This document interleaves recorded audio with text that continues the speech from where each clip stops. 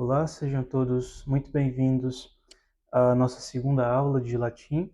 Nesta aula nós iniciaremos propriamente seu estudo e, como mencionado na aula anterior, nós utilizaremos o livro Família Romana, livro este que deixarei abaixo o link do site para que vocês o adquiram, né, gratuitamente.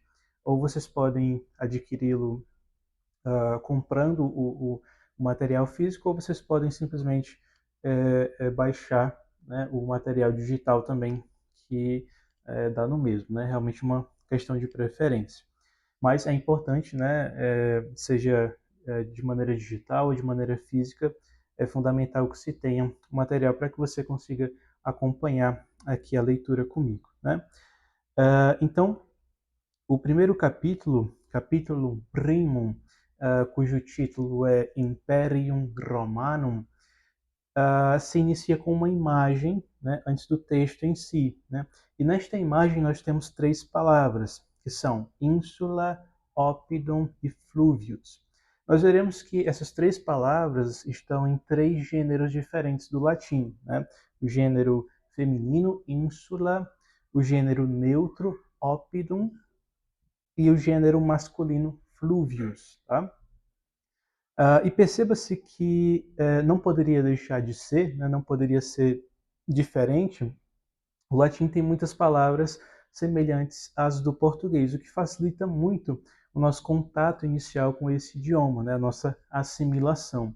A sonoridade do latim também, como não poderia deixar de ser, é muito semelhante à do português, o que também facilita muito a nossa assimilação.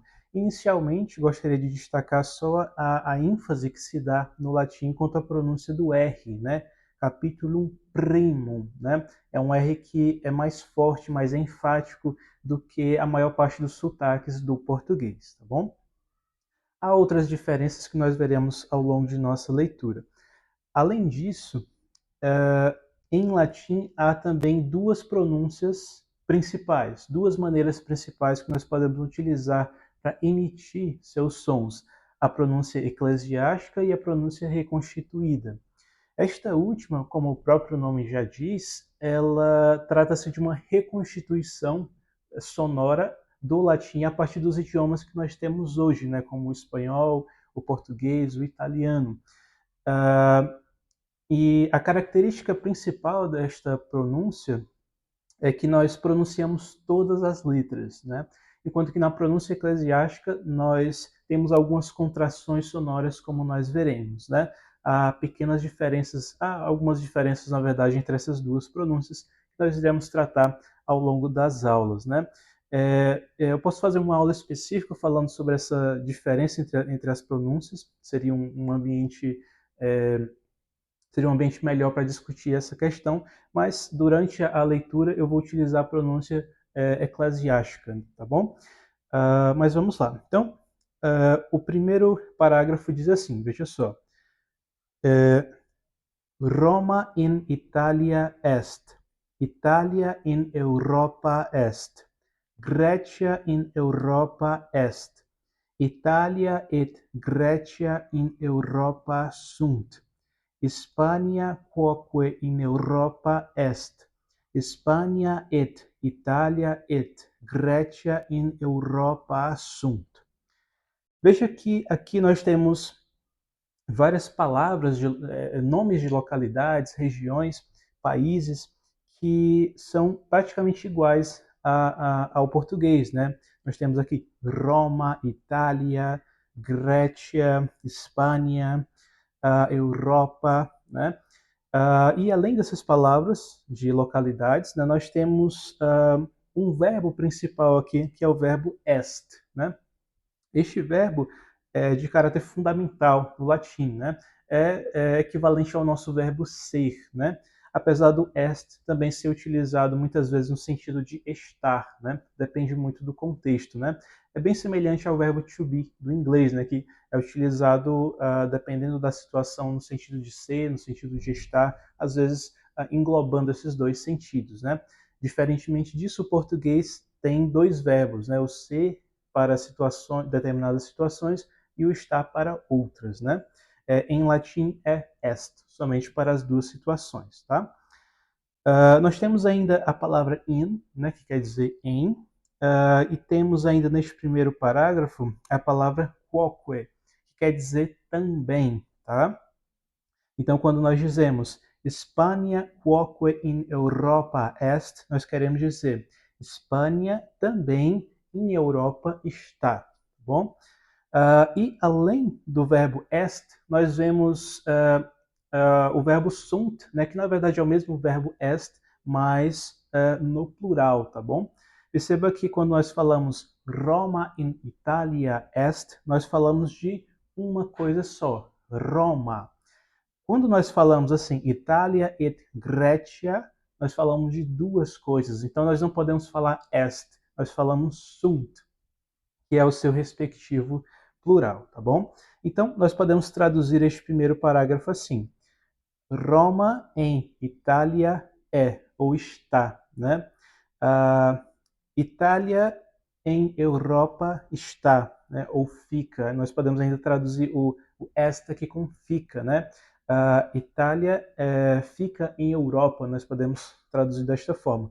Perceba que as construções que estamos utilizando aqui em latim colocam o verbo ao fim da frase, né? É uma construção muito comum no latim, mas que isso pode ser alternado, né? Como no português. Nós podemos colocar o verbo no meio, como é mais comum no português, ou podemos colocar mais no fim, como é mais característico do latim. Mas ambas as formas estão corretas, tá? Em seguida, nós temos, traduzindo agora os nomes, né, que são praticamente iguais aos do português, traduzindo também os nomes das localidades. Grécia, em Europa está, ou está em Europa, né? Itália e Grécia, em Europa estão, né? Sunt. Espanha, também em Europa está. Espanha e Itália e Grécia em Europa estão, né? Veja que nesse último exemplo nós utilizamos novamente sunt em vez de est, já que estamos falando de três localidades, né? Espanha, Itália, Grécia. Perceba que a pronúncia da palavra Grécia se dá com uma aglutinação na pronúncia eclesiástica, que é a que eu estou utilizando, do A com o E, né? Nós não falamos graé, né, como na pronúncia reconstituída, mas nós juntamos o A com o E, falando só o som do E, né? Gré, Grécia, né? E perceba o som do C, né? Um som como que misturado com o nosso som do T, né? Grécia, tá? Aos poucos a gente vai se familiarizando com essas sonoridades, tá bom? Em seguida, no segundo parágrafo, nós temos o seguinte: Egyptus in Europa non est, Egyptus in Africa est.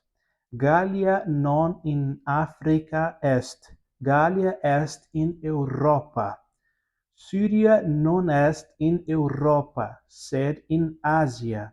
Arabia quoque in Asia est. Syria et Arabia in Asia sunt. Germania non in Asia, sed in Europa est. Britannia quoque in Europa est. Germania et Britannia sunt in Europa. Perceba que aqui nós inserimos, né, um advérbio de negação não, né, cuja escrita é muito simples, non, simplesmente, né. Perceba que acima do O há um tracinho, né. Esse traço na verdade uma notação moderna do latim, que significa que esta vogal ela é mais longa, né, tem um som mais longo, né. Não necessariamente é a vogal tônica, tá? Mas é uma vogal que tem um som mais longo que as outras que não têm o símbolo, né, que nós chamamos de macron, tá bom? Então, se nós pegarmos um escrito mais antigo do latim, nós não teremos esse traço, né? Pegarmos, por exemplo, a Eneida de Virgílio, alguma obra assim, nós não teremos isso porque isso não não era utilizado realmente, né, na escrita do latim, mas neste material nós temos essa notação para facilitar o nosso entendimento da sonoridade do latim, tá? É uma notação moderna do latim.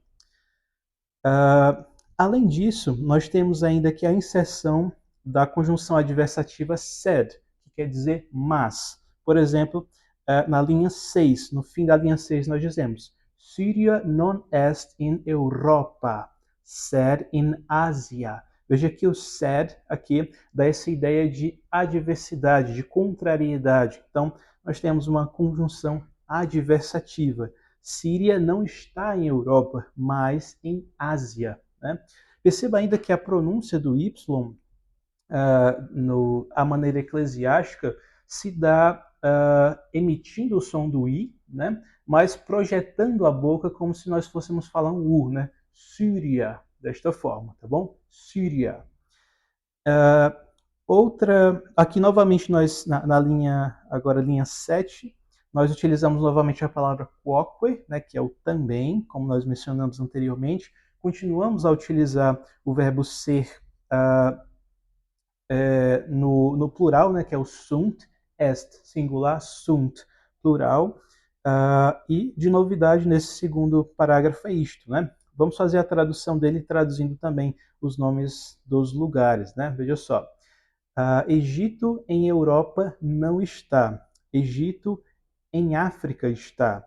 Gália não está em África. Gália está em Europa. Síria não está em Europa, mas em Ásia. Arábia também está em Ásia, ou também em Ásia está. Síria e Arábia em Ásia estão. A Germânia não em Ásia, mas em Europa está. Ou Germânia não está em Ásia, mas em Europa. Né? Nós podemos traduzir desta forma também. Né? A Britânia também em Europa está. Germânia e Britânia estão em Europa. Perceba que quando nós falamos de uma coisa só, nós falamos est, né? Britannia quoque in Europa est. Britânia, uma coisa só. Então, nós colocamos o verbo no singular, est, né? Britânia também está em Europa, né? Mas quando nós falamos de mais de uma coisa, ou seja, quando nós temos um sujeito no plural, um sujeito composto, nós não falamos est e sim sunt, né? Germania et Britannia sunt in Europa. Bom? Então, basicamente nesta aula nós introduzimos aqui o nosso material, começamos a tratar já diretamente do idioma latino, vimos que a sonoridade geral do latim é muito semelhante à do português, né? Assim também suas palavras, o que, como mencionamos, facilita muito a nossa assimilação, né? E nós vimos aqui algumas palavras muito interessantes e muito importantes para o latim, né? Iniciando pela palavra est, né? Que é o verbo ser ou estar, né? Ou mesmo os dois verbos juntos, dependendo da situação, como nós veremos posteriormente, né? Cujo plural é sunt, né? Então, est singular, sunt é plural, né?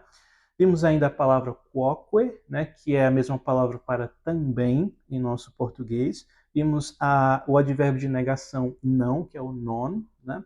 Vimos ainda a conjunção adversativa sed, que é o mas, né?